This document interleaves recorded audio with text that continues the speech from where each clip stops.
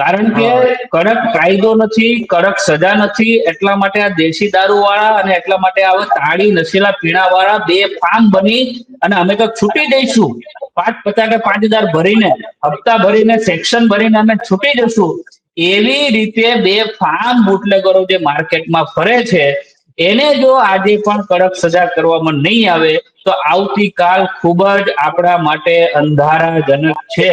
અને મેં વારંવાર જયારે દારૂ બંધ કરવાના પ્રયત્ન કર્યા છે ત્યારે પોલીસ દ્વારા બુટલેગર સાથે સાંઠગાંઠ કરીને આપણા વિરુદ્ધ ભડકાવીને બુટલેગરોએ મારા જેવા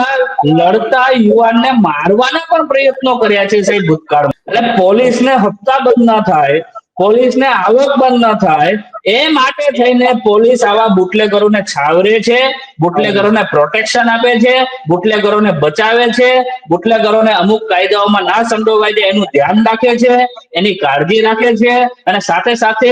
કયો યુવાન કોણ દારૂ પકડાવવા માટે અરજી કરે છે, રજૂઆત કરે છે, એના નામ, ફોટો, વિડીયો સાથે બુટલેગરોને પોલીસ પહોંચાડે છે, અને બુટલેગર અને જે લડતા યુવાનો છે એને સંઘર્ષ ઉભો કરાવનાર પોલીસ છે સાહેબ.